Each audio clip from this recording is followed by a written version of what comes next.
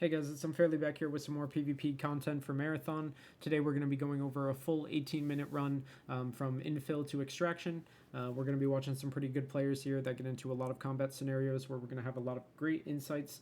And so we're going to get right into it here. I just want to let you know that this may be a quite long video, so I may have to break it into two parts, but the second part will follow the first in quick fashion. So here you'll see kind of the pre-game lobby. This is going to show your essentials, I call them, your primary weapon, your secondary weapon, your cores, which give you augments or buffs on your base kind of capabilities like sprinting, running, melee, or it gives you kind of buffs on your individual champion's abilities. This is going to be your backpack in the bottom right and the shield in the upper right. And the rarities are going to go from gold to purple to blue to green, and then there's some gray items that you can't really take back with you.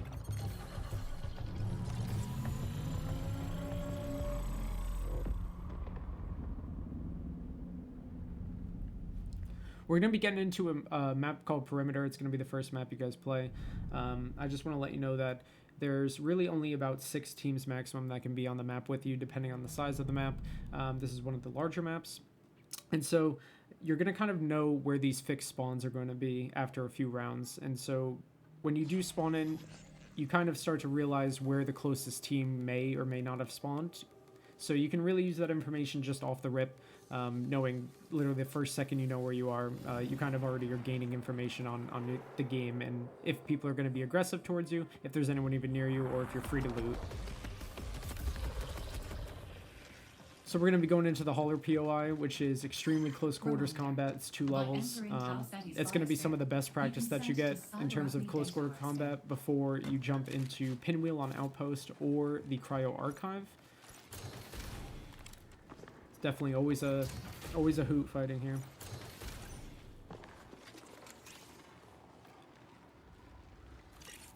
Watch it.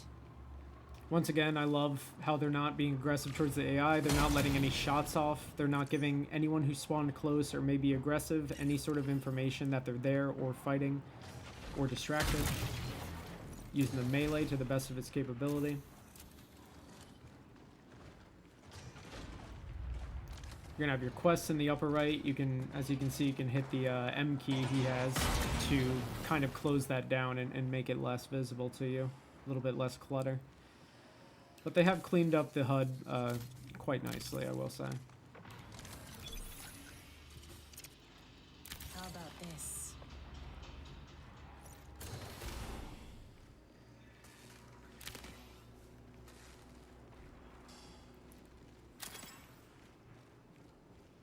There you're going to see some coordinates he kind of just picked up. It's they spawn around the maps.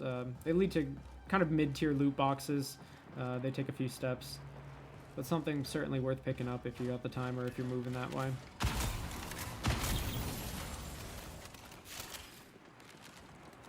So now they hear shooting outside. Everybody's going to rally up. I love the hesitation. He's not running out there and saying, "What's up, guys? What's going on?" and getting just instantly briefed on the situation while he's in the situation. He's staying in here. He's kind of doing the sidestep, gathering what information he can, doing what damage he can. And still, even after the damage, he's going to retreat because there's 2 people missing. Right there. You're going to see it a little bit better in a second, but this is the fake loot box. So if someone comes in here and they search that, they're going to get an explosion on them.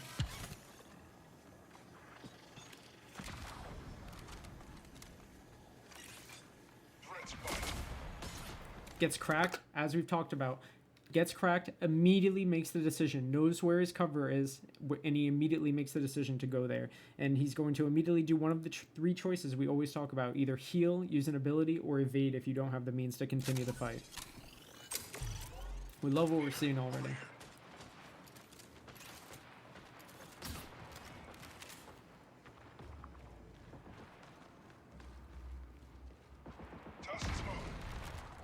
And I love that he's not going to go back there and re-peek the same angle. He's going to kind of look and see what alternatives and sneakies that Bungie has put on these maps to get a better drop on the enemy, get more information, find a better engagement point. You know someone's hard scoped on that front door right now.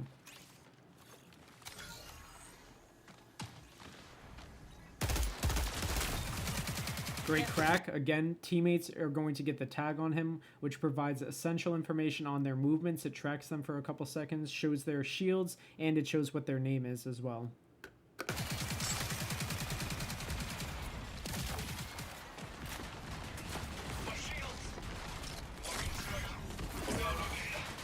So I don't like that his teammate goes down there and he's kind of still out in this limbo zone. There's not really any immediate cover to him, and he's already got a little bit of his shield taken down. So I really would prefer him to kind of tuck over near that large tire to the left and just hold that right hand peak, just getting as much information as he can, even telling his teammate to crawl over to him. But he doesn't need to be exposed like this.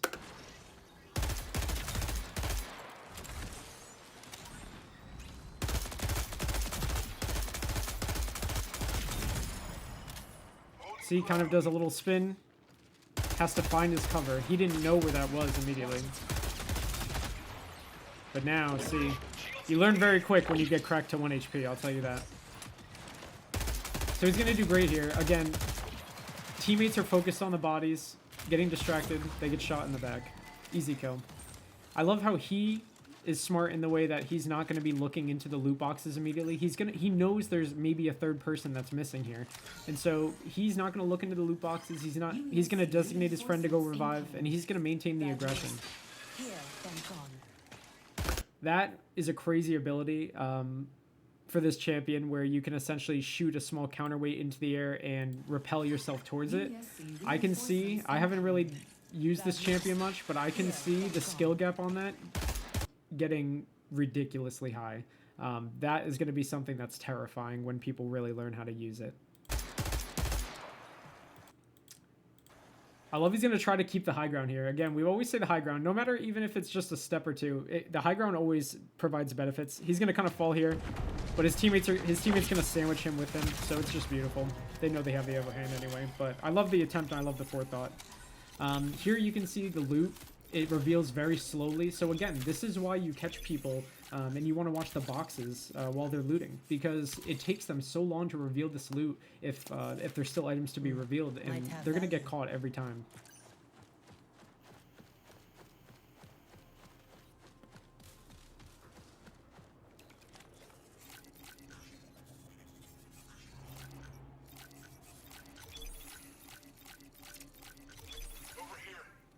You can see it kind of separates itself for you, weapons and then backpacks, and then it also kind of does it by the rarity and their value.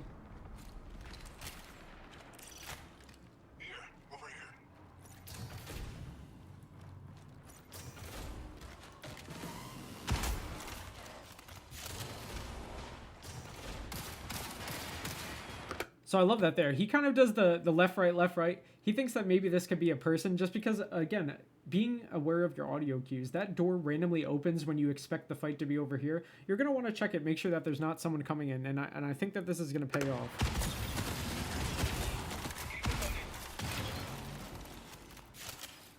Again, even though they're not off the rip, they're attracting attention, and he hears footsteps now. I love the crouching. This is my playstyle here. Rad. Make the fight never a 50-50. Always tilted in your favor.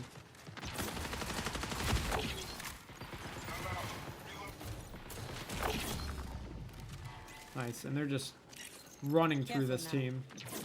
Even though this other team had the sound advantage, knew they were there, this team was able to kind of hunker down, realize what the situation was, play extremely slow and crouched, being cognizant of their audio cues, and come out on top. Get the drop on the people who had the drop on them. That's excellent.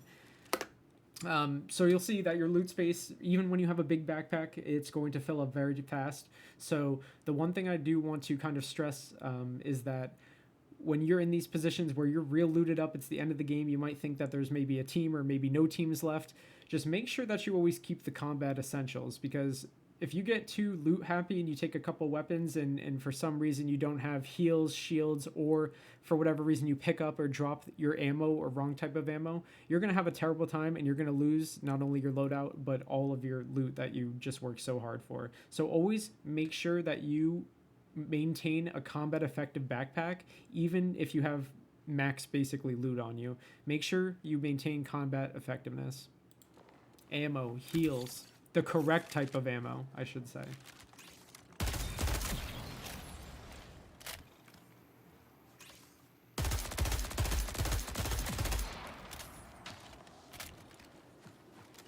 There and up here, you'll see kind of these new additions in terms of AI combatants, which are AI turrets. They kind of like see you by sightline and proximity, and they lock onto you, and they give you basically an LMG blast that does not end until you're out of their sight. And so you definitely either want to sneak around them, stay out of the sightline, go wide, and melee them before they shoot. But yeah, they're definitely something that you don't want to mess around with or have reveal your position if you're rotating. So here, something we pointed out in my last video, I just want you to be cognizant of this small blue kind of bubble shield looking aura that you'll see here. For just a second, you'll catch the very last glimpse of it, right at this POI up to the right. There. This is an item that we talked about in a previous video called the TAD, the Target Acquisition Device. It's something where you plug yourself in, you have kind of an unskippable cutscene, but it shoots out those beams that you can see, and it marks everything around you. I'd never recommend it for this reason specifically. It's showing that, one, you don't know what's in your POI, and, well, the people there, they don't know what's going on in their POI, and they're trying to get information. So, one, they're unaware. And two, I mean, you can just see it from so far. It's such a brilliant kind of visual that people are going to know that you're there immediately, and these people are going to run in and try to take advantage of this as soon as possible. So I never like that. Bad news. It's a perfect example because you can hear them shooting the AI. It's so easy to tell when people are just distracted or when you can get the easy up on them. And so they're going to kind of round this PR. They're not going to run straight in. They're going to kind of take their laps. Get what information they can here. I don't like that he's holding that grenade so long, and he gets punished for it. When you tag people, you can see obviously the little tag ticks on your reticle, and you can also see their shield. There will also be a cracked indicator indicating that you've taken out their shields completely.